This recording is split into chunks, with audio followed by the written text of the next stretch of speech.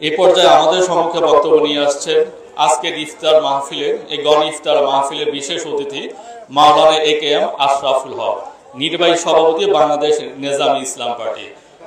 মাওলানা AKM Ashraful হক।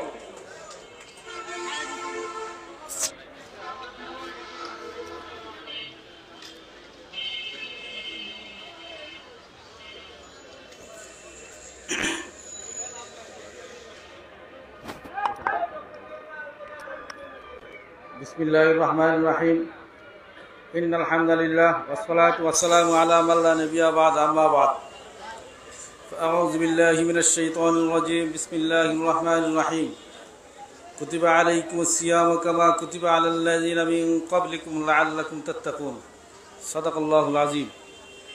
আজকে আমার বাংলাদেশ পার্টির এই গণ ইফতারের সম্মানিত সভাপতি উপস্থিত, আজকের এই গণ ইফতারের সম্মানিত প্রধান অতিথি বাংলাদেশের মিডিয়া জগতের উজ্জ্বল নক্ষত্র জনাব M A আজিজ সাহেব উপস্থিত, আমার বাংলাদেশ পার্টির কেন্দ্রীয় ঢাকা মহানগর ও বিভিন্ন শাখা সংগঠনের নেতৃবৃন্দ উপস্থিত, সম্মানিত রোজাদার ভাই ও বোনেরা,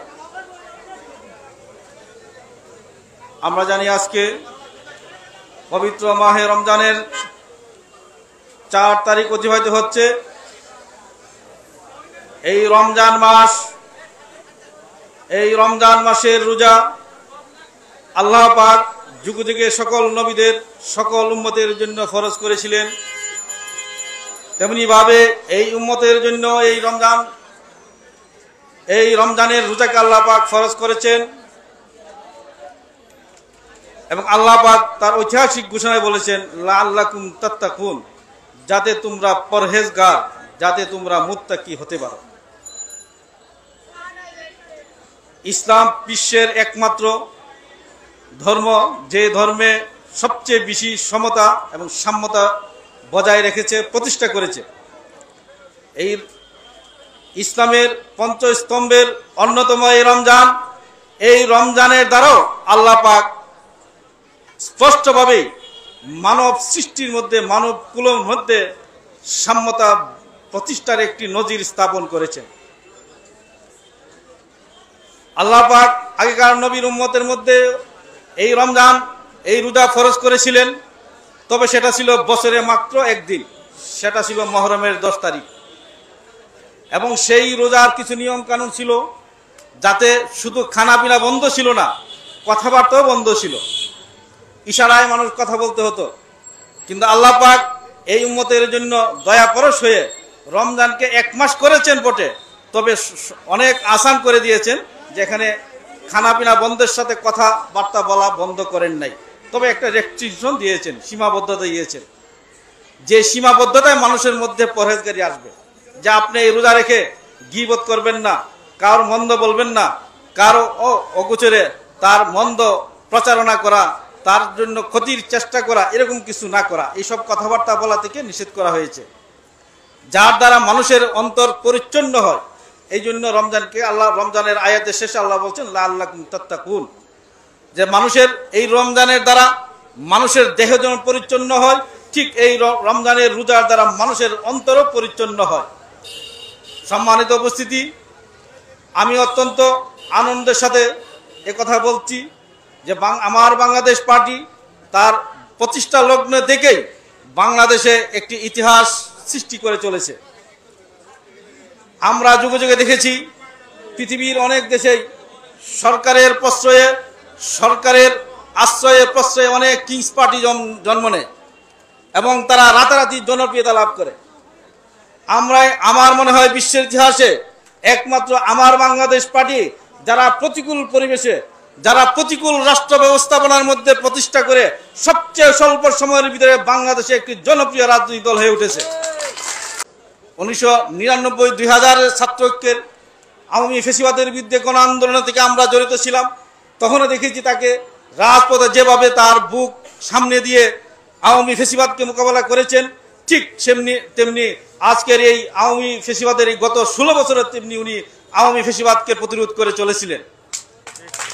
সম্মানিত ভাইয়েরা, তার শুরু লগ্ন থেকেই গণমানুষের জন্য যে সেবার যে কল্যাণের চিন্তা করে বাংলাদেশে আমি মনে করি একটা রাজনৈতিক ইতিহাসে রাজনৈতিক দলগুলোর জন্য একটি আইডিয়াল এবং একটা আদর্শ নজির হতে পারে। আমি দেখেছি এই এবি পার্টি তার শুরু লগ্ন থেকেই গণমানুষের জন্য বিশেষ করে রমজানের যে ইফতারের আয়োজন করে, আমি গত বছরও আপনাদের অনুষ্ঠানে এসেছিলাম, এর আগের বছর এসেছিলাম। আলহামদুলিল্লাহ আমার মনে হয় যে আগের থেকে এবারের গণ ইফতারের পরিবেশ অনেক পরিচ্ছন্ন এবং লোকবল অনেক বেশি হয়েছে, আয়োজন অনেক বড় হয়েছে। আমি মনে করি বাংলাদেশের প্রত্যেকটি রাজনৈতিক দল এবং প্রতিটি স্বাবলম্বী মানুষ তার আশেপাশের তা সুবিধাবঞ্চিত মানুষের জন্য এভাবে ইফতারের আয়োজন করা প্রত্যেকটা মানুষেরই দায়িত্ব। এ কথাই আল্লাহ রসুল সাল্লাল্লাহু আলাইহি সাল্লাম তারা বিভিন্ন হাদিসে বলেছেন যে তুমি শুধু একা রোজা রাখবা, ভালো ভালো ইফতার করবা, সেটা হয় না। তুমি তোমার আশেপাশে যারা আছে সুবিধাবঞ্চিত মানুষদেরকে তুমি ইফতারের ব্যবস্থা করো। এটাই ইসলামের নীতি। এই সাম্যতার জন্যই আল্লাহ পাক এই রমজানের আয়োজন করেছেন, এই রমজানের বিধান দিয়েছেন। আজকে এই বাংলাদেশের এবি পার্টির এই গণ ইফতার আমি মনে করি আগামী দিনে আরো বৃহত্তর পরিসর হবে, আরো জায়গা জায়গা হবে। শুধু কেন্দ্রীয় অফিসের কার্যালয় না, তাদের যত শাখাগুলো আছে সমস্ত শাখায়ও এই গণ ইফতারের আয়োজন চলবে এবং গণমানুষের সুবিধা আদায়ের জন্য এবি পার্টির এই লড়াই অব্যাহত থাকবে ইনশাআল্লাহ। সংগ্রামী ভাইরা, বাংলাদেশে আমরা জানি যে পাকিস্তান আমলে মাত্র 22 ফ্যামিলি বলা হতো যে বাংলাদেশকে তদানীন্তন পূর্ব পাকিস্তানকে নিয়ন্ত্রণ করত। দেশের অর্থ সম্পদ 22 ফ্যামিলির মধ্যে সীমাবদ্ধ ছিল। সেই 71 থেকে 53 বছরে বাংলাদেশে সেই 22 থেকে ধরেন 200 হয়েছে। বাকি 20 কোটি মানুষের খবর নেওয়ার কোনো লোক পাওয়া যায় না। আমি মনে করি এবি পার্টির মতন রাজনৈতিক দলগুলো সেই 20 কোটি মানুষের সুবিধাবঞ্চিত মানুষের অধিকার নিয়ে তারা আন্দোলন করে রাজনীতি করছে। আগামী দিনে বাংলাদেশের রাজনীতিতে তারাই সফল হবে যারা গণমানুষের কথা বেশি বলবে, যারা গণমানুষের অধিকারের কথা বেশি আদায় করবে ইনশাআল্লাহ। আর সেক্ষেত্রে আমি মনে করি এবি পার্টি একটি মাইল ফলক স্থাপন করছে। তারা তাদের নীতিমালায় তাদের প্রতিটা কার্যক্রমে গণমানুষের এবং সুবিধাবঞ্চিত মানুষের অধিকারের কথা যেভাবে ফুটিয়ে তুলছে, আমি মনে করি বাংলাদেশে অন্য কোনো রাজনৈতিক দল এভাবে সেই বিষয়টাকে ফুটিয়ে তুলতে পারে নাই। অতএব আমি মনে করি আগামী দিনে বাংলাদেশ এবি পার্টি বাংলাদেশের রাজনীতির অঙ্গনে একটি ভালো সুফল বয়ে আনবে এবং বাংলাদেশের রাজনীতিতে একটি মৌলিক পরিবর্তনের যে চেষ্টা আমরা 5ই আগস্টে করেছি, আমি মনে করি এবি পার্টি সেই আন্দোলনের একটা বড় ভূমিকা, বড় অবদান তাদেরও রয়েছে। সংগ্রামী ভাইয়েরা, আমরা 5ই আগস্টের আগ পর্যন্ত বাংলাদেশে যে দুরবস্থার মধ্যে ছিলাম, আল্লাহ পাকের অশেষ শুকরিয়া আদায় করে বাংলাদেশের তরুণদের হাজার হাজার তরুণদের রক্তের বিনিময়ে আজকে বাংলাদেশ স্বাধীন হয়েছে। নতুন একটি বাংলাদেশ আমরা পেয়েছি। এই নতুন বাংলাদেশে আগামী দিনে গণমানুষের অধিকার আদায়ের জন্য এবি পার্টির মতন সমস্ত রাজনৈতিক দলকে গণমানুষের কথা বলতে হবে, গণমানুষের অধিকারের আন্দোলনে ঝাঁপিয়ে পড়তে হবে। তাহলে বাংলাদেশ একটি সুশীল রাষ্ট্র প্রতিষ্ঠা করা সম্ভব হবে। সংগ্রামী ভাইয়েরা, আমরা আজকে 2 দিন যাবত এখানে আমাদের এক সিনিয়র সাংবাদিক ভাই আছেন। 24শে জুলাই স্বরাষ্ট্রমন্ত্রী এবং তদানীন্তন প্রধানমন্ত্রী খুনি হাসিনার দরবারে কিছু পেটোয়া সাংবাদিকের একটি ভিডিও আজকে কয়েকদিন যাবত আমরা দেখছি যে তাদেরকে চিহ্নিত করতে হবে যারা গত 16-17 বছর খুনি আওয়ামী লীগের দূষর যারা দালালি করেছে, খুনি হাসিনাকে পাহারা দিয়েছে। এসব সাংবাদিক সহ 22শে জুলাইও আসাদুজ্জামান কামালের বাসায় একটি বৈঠক হয়েছিল। সেখানে কিছু লোক গিয়েছিল, কিছু পেটুয়া বাহিনী গিয়েছিল, যারা কামালকে খুনি হাসিনাকে গণহত্যার লাইসেন্স দিয়ে আসছিল। সেসব ভিডিও ফুটেজ বাইর করতে হবে, প্রকাশ করতে হবে, তাদেরকে চিহ্নিত করতে হবে যে আওয়ামী দূষররা যারা আওয়ামী লীগ হাসিনাকে সমর্থন করে গত 16 বছর খুন হত্যার সহযোগিতা করেছে, তারা যাতে এখনো কোনো সুবিধা না নিতে পারে। এই জন্য আমি মনে করি বাংলাদেশের সকল রাজনৈতিক অঙ্গনকে, সকল রাজনৈতিক দলকে একমতে আসতে হবে, ঐক্যমতে আসতে হবে। সংগ্রামী ভাইয়েরা, আমরা এই দাবিগুলি প্রধান উপদেষ্টা মহোদয়ের কাছে আমরা উপস্থাপন করেছি, জাতীয় সংলাপে আমরা উপস্থাপন করেছি। আপনারা সবাই সতর্ক থাকবেন, সবাই সচেতন থাকবেন। আওয়ামী দূষররা যাতে আবার এই দেশের বাংলাদেশের রাজনীতিতে আবার মাঠে না আসতে পারে, আবার যাতে তারা যেখানে না বসতে পারে, এই জন্য আমাদেরকে দূরত্বতা নয়, সবাই সব যারা আগস্টের 5ই আগস্টের আন্দোলনে যারা শরীক ছিলেন সবাই কাঁধে কাঁধ মিলাইয়ে রাজপথে থাকতে হবে। আগামী দিনে বাংলাদেশে যাতে আর আওয়ামী লীগ আসতে না পারে, পুনর্বাসন না হতে পারে, এই জন্য আজকের এই রমজান থেকে আমাদের দৃঢ় প্রত্যয় থাকতে হবে, দৃঢ় শপথ নিতে হবে যে বাংলাদেশ আওয়ামী লীগ মুক্ত থাকবে, আওয়ামী লীগকে দেশে আর আসতে দেওয়া হবে না।